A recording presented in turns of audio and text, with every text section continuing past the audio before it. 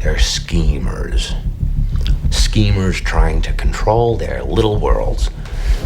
I'm not a schemer. When the chips are down, these civilized people, they'll eat each other. And here we go. Well, hello there. How is everyone? I hope you are well, you amazing, beautiful, wonderful people. You're looking absolutely amazing. This is Tuesday, and this is video 2. 2 for Tuesday, baby. I know you normally hear that from Domino's, but you're hearing it from me because I'm better than Domino's. You can pick me up, and the topping doesn't, slide off me like that. There are other pizzas out there as well, not just Domino's. Now I'm hungry. I'm going to get through this, and then I'm going to go and eat something. Pizza for breakfast. Can you eat pizza for breakfast? Fuck yeah. Anyway, someone reached out to me in email. Thank you very much for reaching out and bringing my attention to this article that we're going to go over, which specifically looks at Bryan Kohberger's plea deal and asks the question, was this a plea deal or was it actually strategy? And is there an argument to support that? And also, why a lot of people who were covering this case didn't go anywhere near some of the elements of this case now.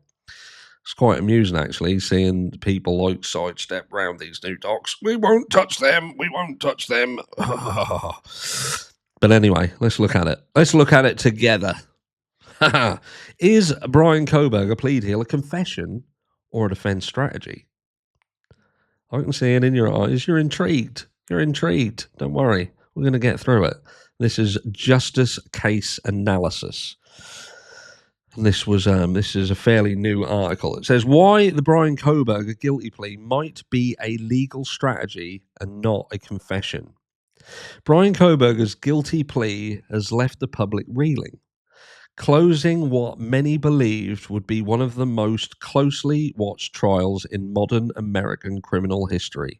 Kohberger, a 29-year-old criminology PhD student at Washington State University, was accused of brutally murdering 4 University of Idaho students in November 2022.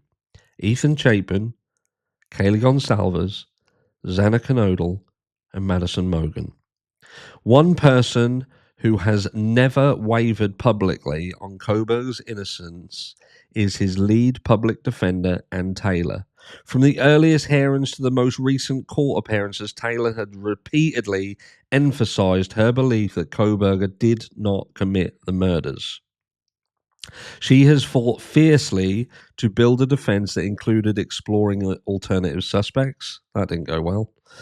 Highlighting weaknesses in the state's digital and physical evidence, and most recently attempting to introduce third-party DNA connections. Those efforts were thwarted when Judge John C. Judge, later replaced by Judge Jason D. Hippler, denied the motion to pursue those leads. The crime stunned the quiet college town of Moscow, Idaho, and quickly went national. For months, Kohberger maintained his innocence through his attorneys, including public defender Ann Taylor, and the case was slated for a death penalty trial, set to begin in fall 2025. But now, with a guilty plea entered in open court and the death penalty off the table, the question must be asked, was this a confession or a strategic retreat? Taylor wasn't alone in her belief in Kohberger's innocence. In February 2025, highly respected DNA expert Becca Barlow joined the defense team. Barlow had originally come on board as a defense witness, testifying at an earlier hearing on the reliability and methodology behind the state's use of genetic genealogy, but she quickly became a full member of the legal team, a rare shift that indicates just how committed she was to the defense's argument that the DNA evidence linking Kohberger was deeply flawed. And did you see some of the faces of the defense team through this sentencing hearing? Just go back. If you haven't paid attention, go back and look at them. Just pay close attention to the faces on the likes of Ann Taylor, Eliza Masseth. Also, part of the original defense team is Eliza Masseth, a capital qualified death penalty attorney who, like Taylor, expressed confidence in Kohberger's innocence throughout her involvement. Meanwhile, Jay Logston, though no longer officially on the team, remains on as a consultant. He too has gone on record in support of Kohberger's innocence, reinforcing the possibility that his team was, and perhaps still is, building a defense they believed in. Despite their efforts, Taylor, Massath, and Barlow found themselves in an increasingly hostile courtroom environment. When Taylor asked the court for more time, specifically to prepare for the mitigation phase in case of conviction, Judge Hippler refused. Taylor expressed that the defense was not ready. They needed to interview more witnesses, dig further into Kohberger's background, and ensure they had the full picture before presenting it to a jury. Hippler's response? Essentially, too bad. His demeanor during that hearing was described by observers as visibly irritated. His tone, his body language, even his curt phrasing suggesting he was done extending grace to the defense. So what happens when a defense team, convinced of their client's innocence, is told, "You're out of time"? They pivot and they plead. Why a guilty plea buys time. Here's what many casual observers miss. Guilty pleas aren't always about guilt. In fact, they can be about survival, which is something that I have personally said over and over again. More than 95% of criminal cases in the United States are resolved through plea deals rather than trials. They are often used not because the defendant is guilty beyond doubt, but because the system is designed to reward expediency over uncertainty. With a guilty plea in place, the defense can now quietly investigate claims they weren't allowed to introduce at trial, conduct interviews that the timeline previously made impossible. In addition, the defense can explore post-conviction relief options such as newly discovered evidence, Brady violations or suppressed material, ineffective assistance of counsel, ironically or preemptively argued, mental health mitigation evidence.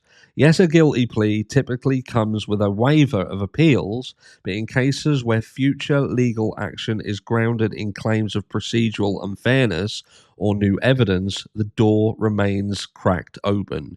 Not wide, not locked. The case isn't clean. The inconsistencies have lingered since the start. Surviving roommates reportedly waited 8 hours to call 911 after the murders, a fact the public still finds baffling. Unknown DNA was found at the scene and, according to the defense, never fully explored or tested. Even prosecutors admitted in court they lacked definitive proof Kohberger had ever stalked the victims. Kohberger's widely scrutinized Reddit survey on criminal behavior, a class project, not a confession. These gaps didn't go away. They were simply never allowed to be examined in open court. Once the plea was entered, the trial disappeared, and so did the chance to scrutinize those uncomfortable details. Other guilty pleas that ended in exoneration. Kohberger's plea raises a chilling question. How many others have pleaded guilty under pressure only to be exonerated later? History is full of defendants who pled guilty, sometimes even to murder, only to later be cleared by DNA or new evidence. And then we've got a list here. Henry McCullum and Liam Brown, Richard Phillips, Dewey Butzela, and the Central Park Five. The common threads: overwhelming pressure, limited resources, and the sense that there was no other way out. Kohberger's case, with its looming death penalty and denial of critical defense requests, may eventually join that tragic list. Warren prosecutor Bill Thompson agreed to this. The decision to take the death penalty off the table has stunned many, especially the families of Kaylee Gonsalves and Anna Knodel, who have expressed outrage over the plea deal. So why would Latah County prosecutor Bill Thompson agree to it? On the surface, the reasons appear pragmatic. Avoiding a costly and emotionally excruciating trial, protecting the victims' families from months of re-traumatizing testimony and gruesome evidence, and ensuring a guaranteed conviction without risk of acquittal.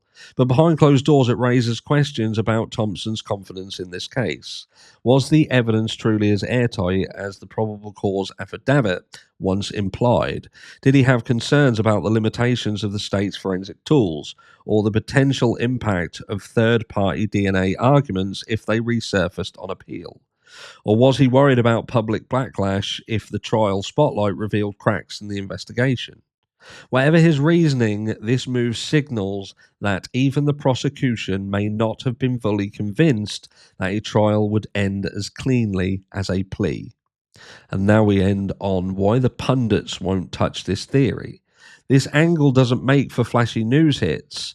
Most crime pundits prefer certainty and spectacle. A plea lets them wrap the story in a bow. The public moves on, viewers feel closure, but the truth. The plea doesn't bring closure. It brings silence, and silence isn't the same thing as truth. Many media outlets avoid the most significant detail. The defense approached the prosecution to request a plea. It wasn't mercy. It may not be a confession, it could be strategy. Surrender or strategy. Bryan Kohberger may be guilty or maybe not. What made Bryan change his mind? Will he fully admit responsibility? Will he talk after this is over? But this plea doesn't feel like closure. It feels like a chess move, a delay, a survival tactic, a last-ditch effort to reroute the case into a quieter, longer, deadlier lane. The public may move on, but those who care about due process and truth should keep watching, because this isn't over. It may have only just begun. There you go. And that is my sentiments exactly. Whatever you look, whatever side of the fence you're on, whether you're a guilty person, he's guilty. If you're a, I don't know, or you're absolute certain Bryan Kohberger's been railroaded.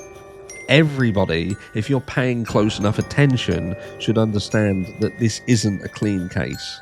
It isn't clean. It's anything but clean. We are now literally seeing documents come out that throughout this process, we have been in the belief that they would answer questions. They would dot the I's and cross the T's.